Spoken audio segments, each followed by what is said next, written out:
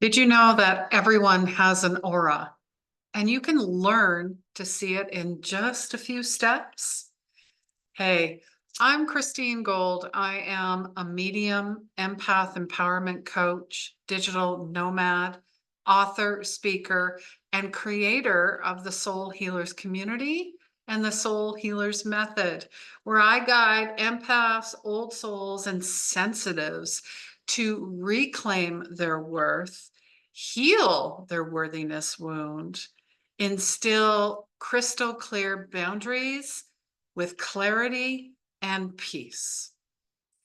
I get asked this question all the time when teaching my course: harness your energy, the power of your seven chakras, which I did just recently. I've had people come up, over the years. How do I see my aura? How do I know what my aura is? What if I see blue auras around people? I feel like I see auras. I get it. I do.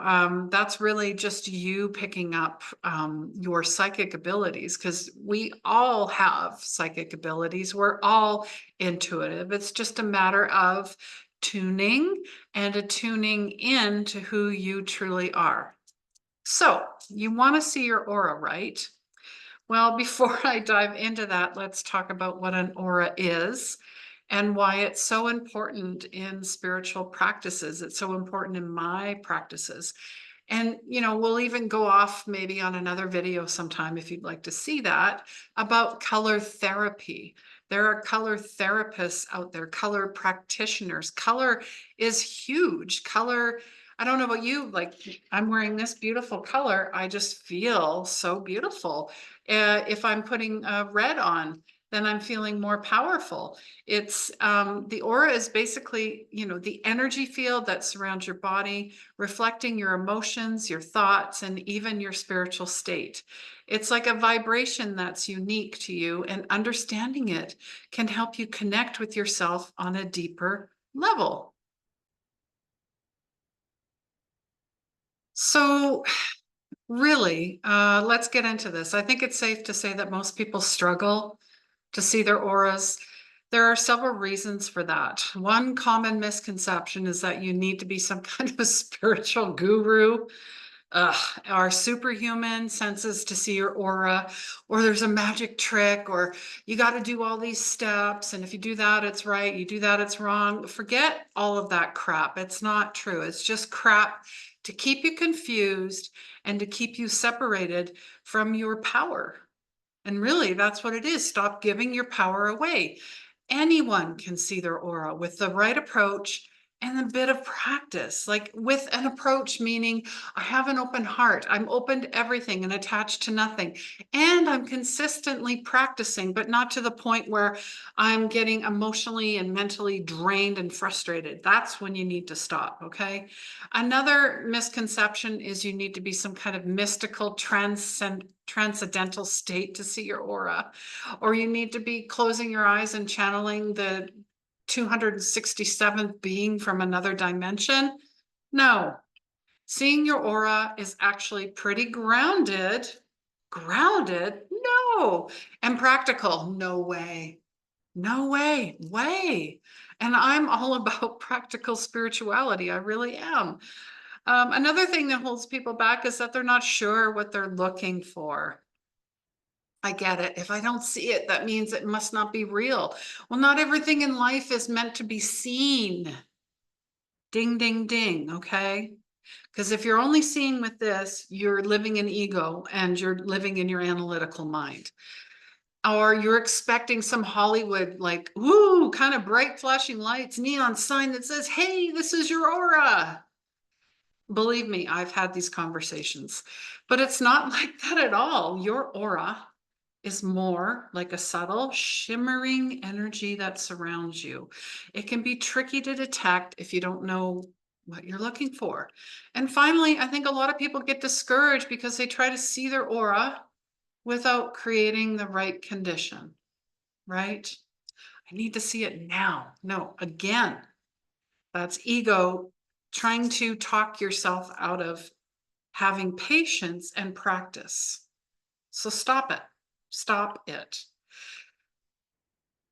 And I really think, and I know and I feel that it needs to be calm.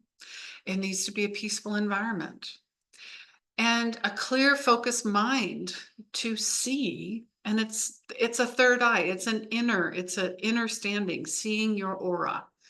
That can be tough to achieve, especially in today's fast-paced world, which, that was one of my last videos about information overload, right? So what is the solution? Well, that's what I'm about to show you. With these simple steps, you can start seeing your aura in no time. The first step, number one, is to be comfortable, be relaxed, have no expectations. Find a quiet, peaceful spot, preferably outside if you can, in the park, up against a tree, lying in your garden, where you can sit or lie down without distractions. Or maybe you have a Zen den. You have a space of your own, which I've talked about for years, a sanctuary without distractions, and taking a few deep breaths. Feel yourself letting go of tension and stress. You can even do light meditation, visualization to get yourself in the right state. The key is to quiet your mind and focus your energy inward.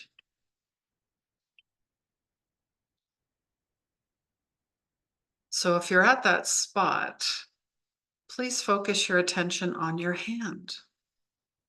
Yes, your hand. Hold it out in front of you and gaze at it softly.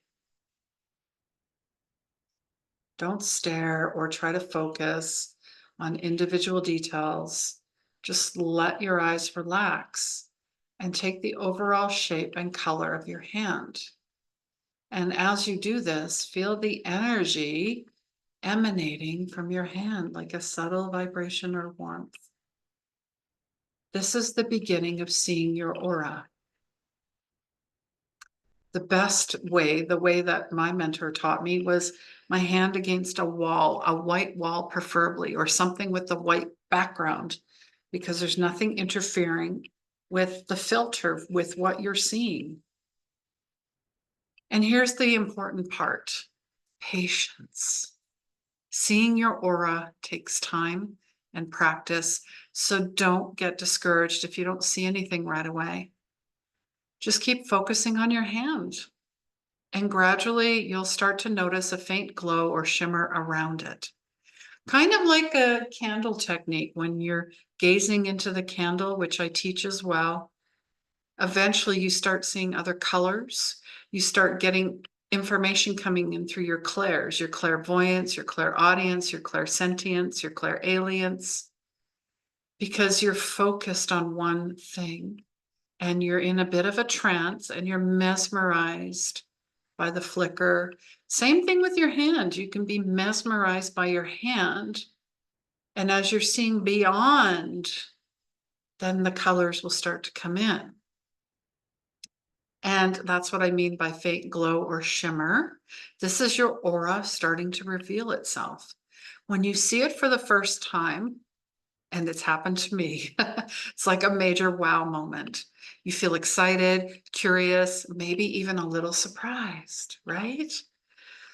Wow. So the moment of truth, you're finally seeing your aura.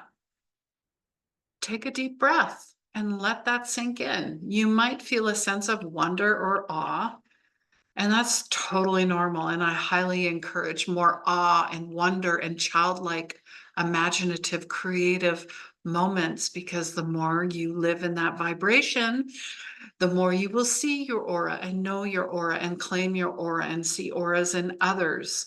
And it is a big deal seeing your aura. It's a sign that you're tuning into your deeper self. So really take a moment to appreciate this achievement and just enjoy the experience.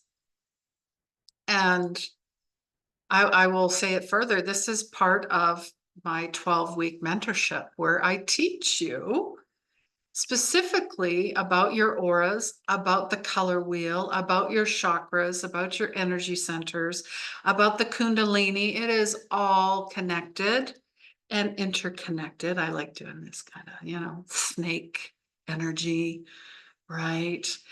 Because, there are 7 chakras. There are 9 with the shamans. There are actually over 88,000, and I'm not getting into that. That's just too much. But our body is luminous. We have luminous light around us already. That's why we say light workers, light field, magnetic energy, because the electricity from the brain and the heart and the entire nervous system creates a magnetic field around the body. And the heart's electromagnetic field is a superconducting quantum interference device. And that is the electromagnetic field of your aura, right? So I want to talk a little bit more about the 7 chakras. And notice how they all have different colors. That is the rainbow, right? You are the colors of the rainbow. The rainbow spectrum goes into white light. Hence why your crown chakra, right, is connected to spirituality and your causal body, your mental aspect. Your third eye is awareness. I see. It is connected to the celestial body, the emotional aspects. The throat chakra is your communication, your etheric temple, higher physical planes, higher physical, right? Your heart chakra is your astral body, your love, your healing, the meeting point of the upper 3 and the lower. Talked about this before too. The solar plexus. I mean, this is where a lot of us get our intuitive hits, our gut feelings, our spidey senses. That's why there's a lot of digestive issues. This is your wisdom and power, and it is also connected to your mental body, your lower aspect. See how we talked about the crown, mental, solar, mental. Sacral chakra is your sexuality and your creativity, and it comes out as orange. It is your emotional body, your lower emotions, which get really tied to your root chakra, which is basic trust. And there's so many of us, red, that do not trust ourselves. That's why we're in survival mode, surviving, victim, trauma, trauma, trauma. That is your etheric body. So the 7 chakras make up all of the bodies, the etheric, the celestial, the causal, the astral, the mental, the emotional bodies. So that is why it is so important to get into your body, because the body keeps score. Yes, yes, it does.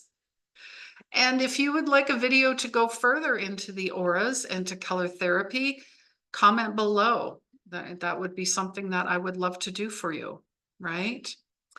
So, like I said, get yourself in front of a white wall. Extend your arms out in front of you. You can even do both hands if you want. You can even, this is another technique, your index fingers tip to tip, relax your eyes, stare at the space where your index fingers are touching. Then watch the space where they're touching, pull the fingers apart slowly. And at first you'll probably see pale blue, gray, white light outlining your fingers. And continue to practice this, you will be able to see more vivid colors.